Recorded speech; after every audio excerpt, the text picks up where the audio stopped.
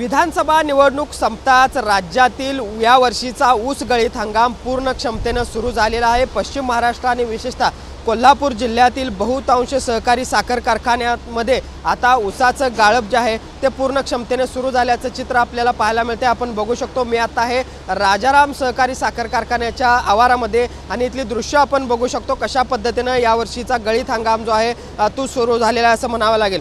खरं तर यावेळच्या विधानसभा निवडणुकीमध्ये अनेक कारखानदार जे आहेत ते निवडणुकीच्या रिंगणात होते। अनेक कारखानदार या सगळ्या निवडणुकीच्या प्रक्रियेत प्रमुख भूमिकेत होते आणि त्यामुळे एकूणच हा सगळा या वर्षीचा ऊस गाळप हंगाम जो आहे तो लांबलेला होता। तर दुसरीकडे आपण बघतोय ऊस तोड मजूर जे बाहेर गावाहून कोल्हापूर आणि एकूणच पश्चिम महाराष्ट्रामध्ये येणार होते ते मतदान असल्यामुळे येऊ शकलेले नव्हते। मात्र आता ही सगळी मतदानाची प्रक्रिया पूर्ण झालेली आहे, निकाल देखील लागले आणि त्यामुळे आपण बघू शकतो की ऊस तोड मजूर देखील त्या कारखान्यांच्या ठिकाणी दाखल झालेले आहेत आणि त्यामुळे हा सगळ्या कारखान्यांचा गळीत हंगाम जो आहे तो पूर्ण क्षमतेने सुरू झाल्याचं आपल्याला पाहायला मिळतंय।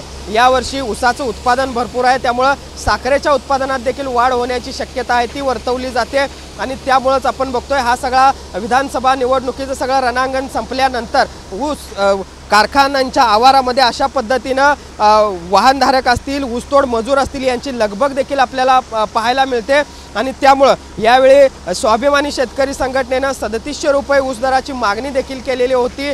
त्यासाठी स्वाभिमानी शेतकरी संघटनेने आंदोलनाचा देखील इशारा दिलेला आहे। मात्र हे जरी एका बाजूला चित्र असलं तरी दुसरीकडे आपण बघू शकतो विधानसभा निवडणुकीमुळे लांबलेला हा या वर्षीचा ऊस गळीत हंगाम अखेर सुरू झाल्याचं आपल्याला पाहायला मिळते आणि त्यामुळे एक सकारात्मक चित्र कोल्हापूर जिल्ह्यामध्ये तरी पाहायला मिळते।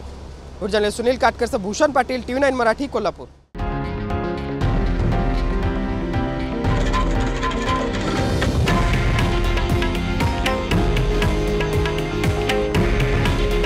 हे आहे देशातील नंबर 1 न्यूज नेटवर्क आणि आपण पाहत आहात TV9 मराठी। काळजी तुमची, हित महाराष्ट्राचं।